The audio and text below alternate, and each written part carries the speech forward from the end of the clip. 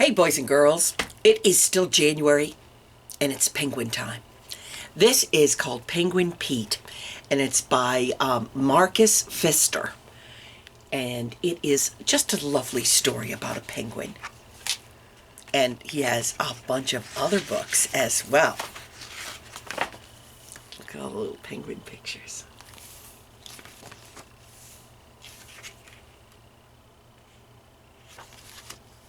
Once upon a time, there was a colony of penguins living happily together in the Antarctic. The youngest penguin was called Pete. He was so small the other penguins called him Pint-sized Pete. "Don't worry," said Pete's mother. "All penguins are pint-sized when they're young. One day you'll grow bigger and then you'll be able to swim in the sea with the rest of us." Pete thought that grown-up penguins looked beautiful swimming in the sea. He wanted to grow up fast so he could join them. But when the penguins came back in the evening and waddled clumsily to their nesting places, Pete couldn't help laughing. They looked so funny. Grown-up penguins couldn't move about on snow and ice any better than pint-sized Pete. "I'll show them a penguin can move gracefully on land," said Pete to himself, and he began practicing flipper skating every day. It was great fun. He slid about all over the ice and usually ended up on the ground with a bump. Now and then some of the other penguins, who were Pete's friends, stayed home with him. Then they had a wonderful time playing hide and seek, making snow penguins, and having snowball fights. The time flew by. One day, a flock of birds landed on the patch of ice where the penguins lived. Calling and screeching and flapping their wings, Pete marched proudly through the rows of birds. How tiny they were! He felt very big and grown up. "Hello," said one of the little birds. "What kind of funny bird are you?" "I'm a penguin," he said. "My name's Pete." "Pleased to meet you, Pete," said the little bird. "My name's Steve. Let's have a flying race." "Don't be silly," said Pete. "I can't fly." "Then it's time you learned," said Steve. "All you have to do is flap your wings hard. Just watch me. It's quite easy." Pete tried and tried to fly, but he couldn't.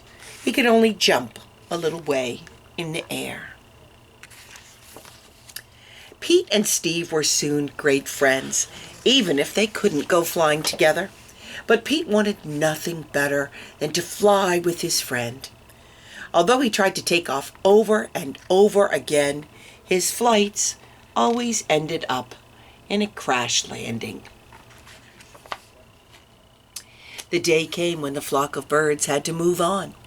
There was nothing Steve could do about it. As the two friends said goodbye, big penguin tears trickled down Pete's cheeks. "Never mind, Pete," Steve called back as he flew away. "I'm sure we'll be landing on this patch of ice again next year." Pete was very sad, but his mother knew how to cheer him up. The next morning, he was allowed to go swimming in the sea for the very first time. He was very excited, though the thought of diving into the water head first was rather scary. But Pete found two ledges of ice at the water's edge. He climbed cautiously down the ledges and slid backwards into the sea. "I'll do a proper dive tomorrow," thought Pete. Pete's first few strokes were rather clumsy, but soon he was gliding through the cold water like an eel.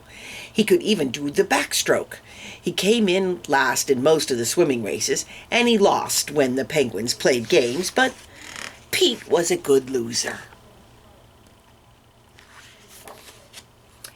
He never tired of looking at all the fish and seaweed. There was something new around the corner of every rock. What a wonderful, mysterious place the sea was. The moon had risen by the time Pete waddled happily back to his mother.